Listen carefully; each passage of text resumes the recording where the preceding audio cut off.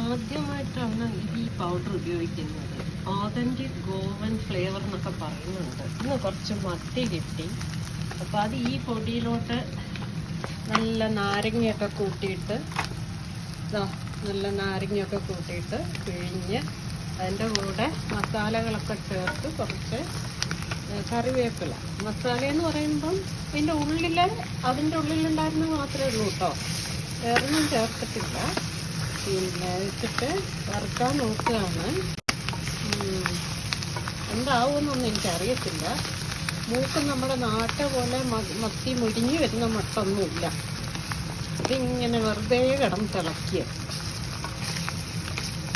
ഫ്ലെയിമാണെങ്കിൽ അത്യാവശ്യം നല്ല ഫ്ലെയിമിലുമാണ് വെച്ചിരിക്കുന്നത്. ഒന്ന് മൂട്ട് കിട്ടിയെങ്കിൽ ഓഫ് ചെയ്യാമായിരുന്നു.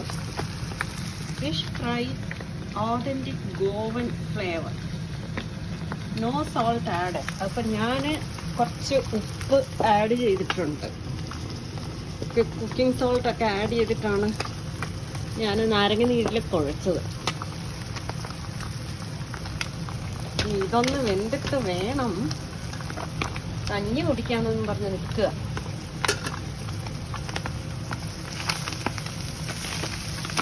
ഇത്രയൊക്കെ വെന്താ മതിയാവുമായിരിക്കും അല്ലേ? നല്ല മുരിയണോ? അതോ കരിച്ചെടുക്കണം?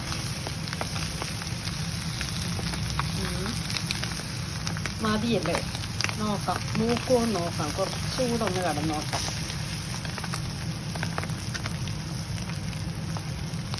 അപ്പം ശരി.